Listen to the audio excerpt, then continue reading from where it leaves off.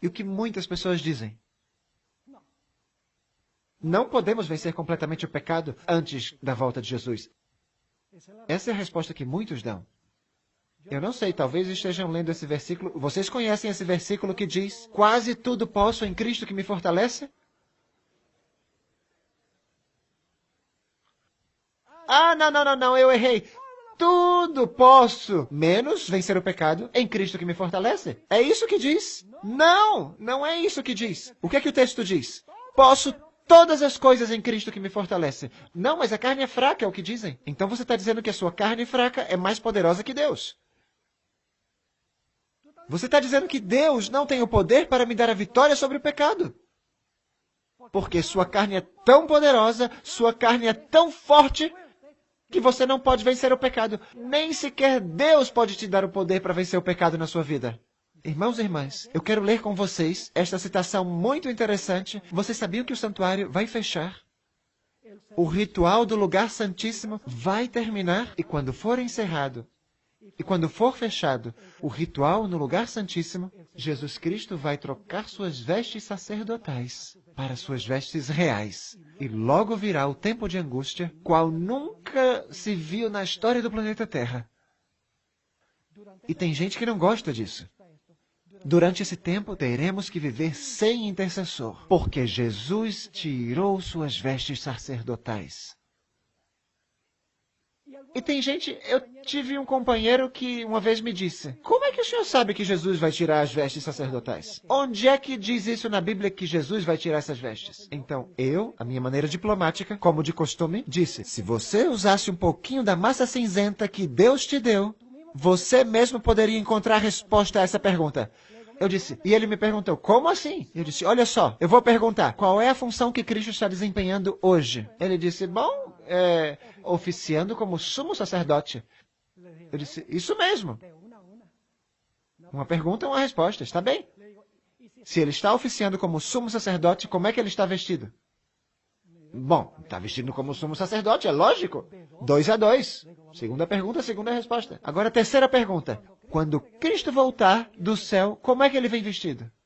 Uau! Agora ficou calado. Porque eu havia colocado contra a parede.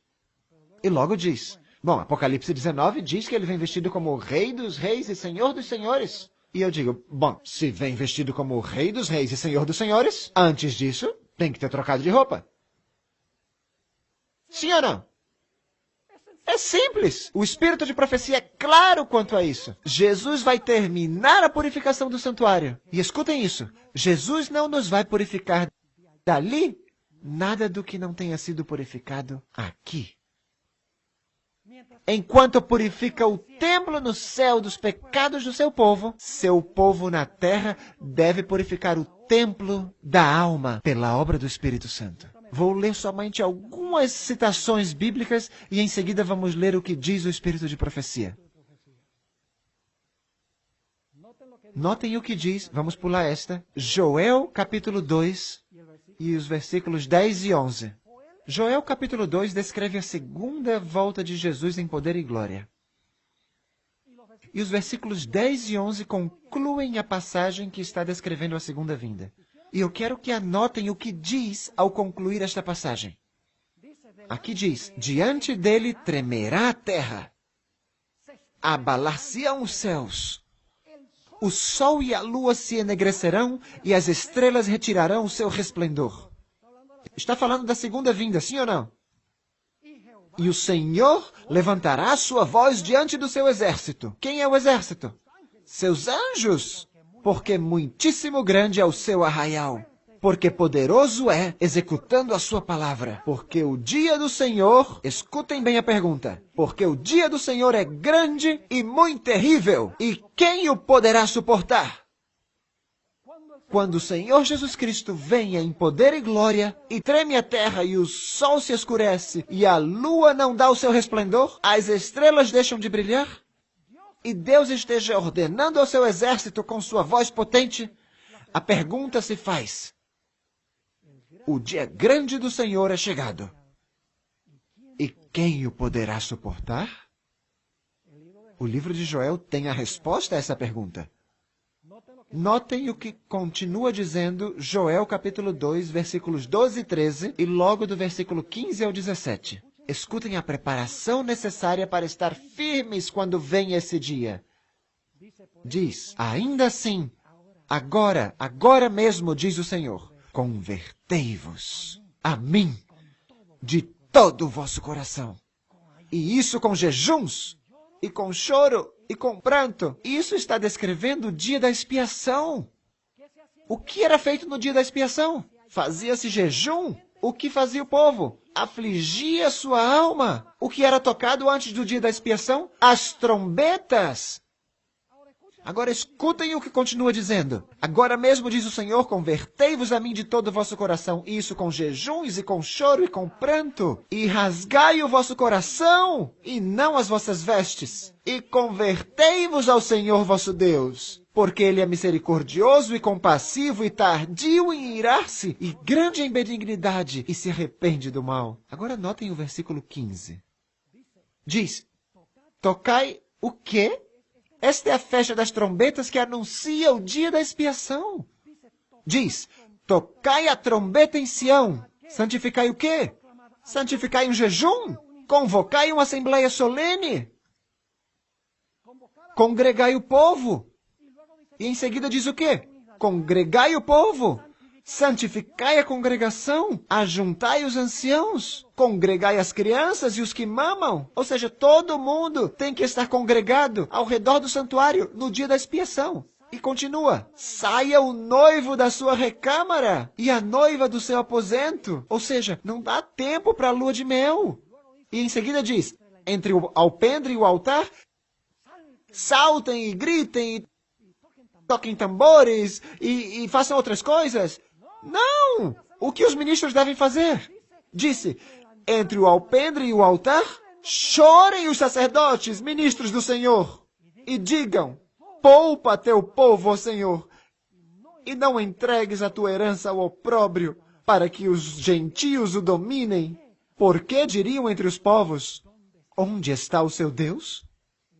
No tempo de angústia, é isso que vão dizer as nações. Onde está o Deus de vocês agora?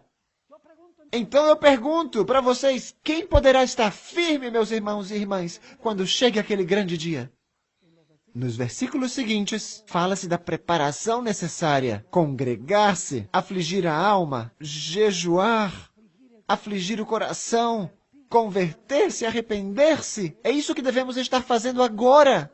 Meus irmãos, agora não é o tempo de estar celebrando. Na festa dos tabernáculos nós vamos a celebrar.